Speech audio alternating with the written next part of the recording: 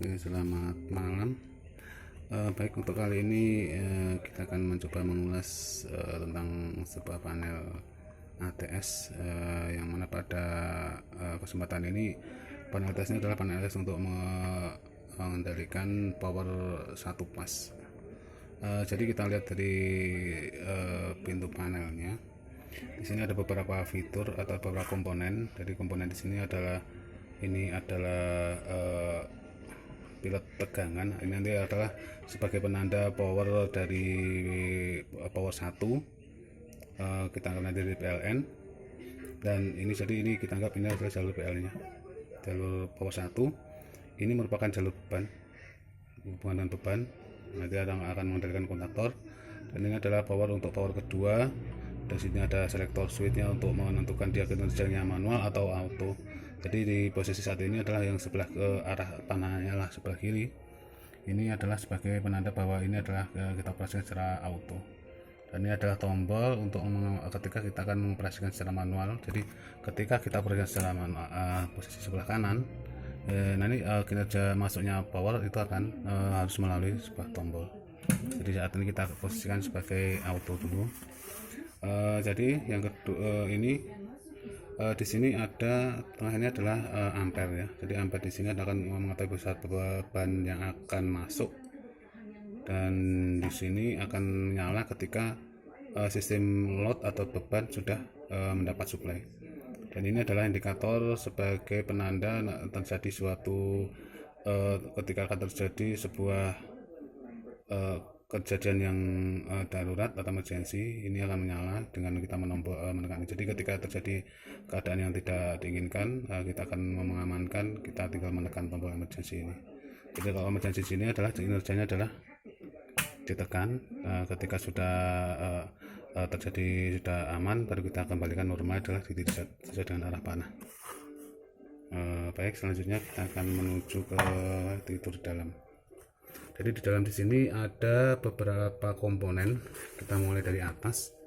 Ini adalah komponen timer. Timer di sini adalah sebagai untuk jeda waktu ketika power sudah ada dan akan mengajarkan ke arah kontaktor ini. Jadi kontaktor ini akan bekerja setelah power ada dan waktu mulai berjalan. Jadi ini kontaktor ini melayani ke arah RCBO 1 dan RCBO 2, yang tiap RCBO di sini ada 3 MCB bebannya. Jadi beban tiap-tiap RCBO ada 3. Terus yang kedua di sini adalah relay. Sebuah relay di sini kita fungsikan sebagai relay yang berhubungan dengan tombol emergency tadi. Jadi dia akan merespon ketika dia ditekan, akan bekerja, sehingga bekerjanya dia akan memutuskan semua sistem kendali.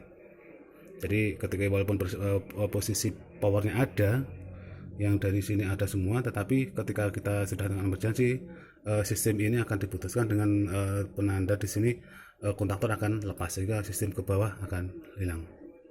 Dan yang ketiga di sini adalah adanya timer yang kedua. Timer yang kedua ini adalah timer untuk jeda waktu ketika kita menghidupkan genset atau power kedua. Kalau genset di sini asumsinya adalah kita ketika start awal kita perlu waktu jeda untuk pemanasan. Jadi ketika akan mulai bekerja, mulai hitung ketika power sudah masuk, akan dia jadi power yang kedua ini tidak akan langsung masuk, tapi di jeda waktu dulu, sehingga tidak akan ada beban langsung. Jadi ketika waktunya sampai baru dia powernya bisa masuk. Terus di sini ada relay yang kedua. Relay kedua di sini adalah relay untuk memutuskan semua sistem kendali ketika beban sudah benar-benar masuk. Jadi ketika kontaktor sudah kerja, ini akan bekerja untuk memutuskan semua sistem kendali yang mengendalikan peralihan antara genset dan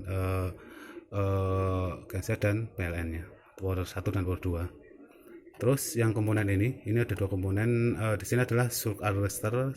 Fungsinya adalah sebagai penyalur ketika terjadi ada kilat yang masuk ke dalam sistem, sehingga dia akan disalurkan menuju ke tanah untuk dinetralkan.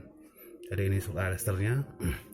Terus di samping saya itu ada 4 MCB. Jadi MCB ini adalah MCB power, sebagai power yang berasal dari power pertama. Anggap saja power dari PLN, dan ini power dari genset. Ini adalah kendali dari power ini adalah MCB kendali dari PLN dan genset dari sistemnya. Terus ini di sini ada Yang di bawah ini adalah ATS-nya. Jadi sistem ini sebenarnya adalah ada dua kinerja, sistem manual dan auto. Jadi kalau auto di sini, kalau ketika kita mengoperasikan di sistem ini saja sebenarnya bisa, tapi ketika kita akan mengoperasikannya secara melalui sistem yang di luar itu, kita akan bisa mengontrol dan sebagainya. Kita posisikan di sini adalah posisi auto. Jadi auto di sini kita akan sistem remote-nya akan berhubungan dengan sisi panel pintunya. Jadi di sini ada dua, ini ada dua arah. Ini akan menunjuk, kalau seperti ini menunjukkan power yang kedua. Ada simbol di sini, ada simbol mesin, dan ini ada simbol sutet dari PLN, kita anggap seperti itu. Terus ini ada indikator, nanti akan menyala ketika akan bekerja, tetapi pada saat nanti dia akan bekerja sesaat saja, jadi tidak akan bertahan lama untuk penyalaan penandanya. Selanjutnya di sini adanya RCPO. RCPO di sini diharapkan dia akan mengamankan sistem beban ketika terjadinya arus bocor yang mengalir di sistem instalasi atau sistem pembebanan. Jadi ketika ada salah beberapa, di sini ada, kita bagi dua ya. Jadi ada dua RCPO, grup RCPO 1 dan 2. Tiap RCPO melayani 3 MCB, jadi 3 beban MCB. Jadi ketika ada kebocoran di sistem itu akan akan di backup oleh RCPO, sehingga akan diputuskan untuk keamanannya. Terus selanjutnya di sini saya cukup. Di sini ada beberapa komponen. Oke, cukup. Jadi kita mulai dari simulasinya kita mulai dari awal, dari pertama. Kita anggap semuanya berasal dari kita ini ada MCB ya. Kita MCB pertama ini kita simulasikan.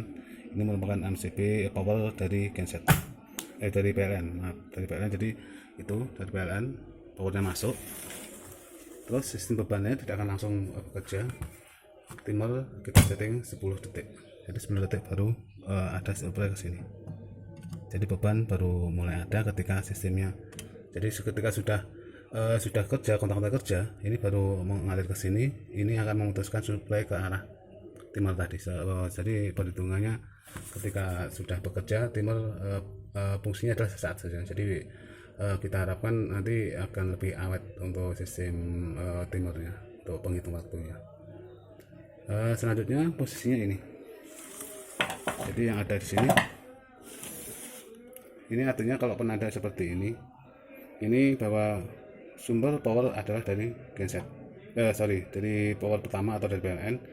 Ini beban akan terbaca di sini. Jadi ketika ini sudah menyala, artinya ini pada sistem pembebanan sudah ada masuk powernya. Terus yang kedua, kita pada posisi auto seperti ini. Anggap aja suatu saat di sini terjadi posisi mati lampu. Kita matikan dulu. Ini langsung kita menghidupkan genset. Jadi genset ada power masuk, genset ditandai dengan timer itu, timer yang genset akan bekerja. Kita setting di sini sebagai untuk pemanasan, warming up dari mesin. Jadi waktu itu posisi waktu dia tidak akan powernya belum masuk ke sini. Jadi belum masuk ke sistem pembebanan. Posisinya masih bertahan di sini. Ini sistem di sini. Ini masih posisi dia ke arah PLN. Ketika PLN mati, dia ketika waktunya sudah sampai. Nah, jadi di sini ini posisinya sudah di bawah, ada lampu tanda menyala. Artinya dia yang bekerja di sini adalah power dari genset.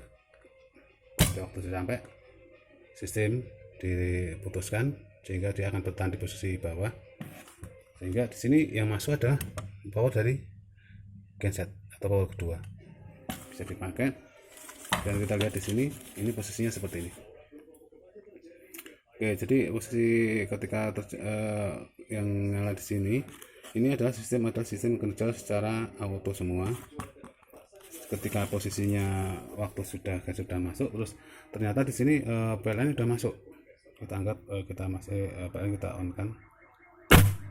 Yang terjadi adalah ini. Akan menghitung, power sudah langsung berubah. Arah ke di sini yang nyala, artinya posisi di sini adalah yang power dari PLN ada, dari genset ada. Jadi ketika posisi ini yang beban ini, sistem beban asalnya berasal dari sistem PLN atau sistem pertama. Genset, jadi dalam arti ini genset bisa kita matikan secara manual, sehingga kejadiannya di sini adalah kita meyakinkan bahwa sistem beban berasal dari PLN atau power 1. Seperti itu. Jadi kita bisa matikan di sini yang gensetnya. Powernya kita matikan. Oke, selanjutnya bagaimana dengan kinerja dari emergency? Di sini emergency ketika tekan sistem beban mati. Ini lampu indikator nyala, power masih ada. Jadi ketika power masih ada, sistem beban lepas, otomatis di sini posisi di arah ke bawah, arah ke beban itu tidak ada. Jadi ini kosong, diputuskan oleh kejadian ini relay ini yang memerintahkan untuk semua sistem terputus ke arah bebanan. Jadi sehingga ke arah kantor dilepaskan, sehingga di sini walaupun posisinya adalah posisi PLN, tetapi powernya cuma berhenti di sini.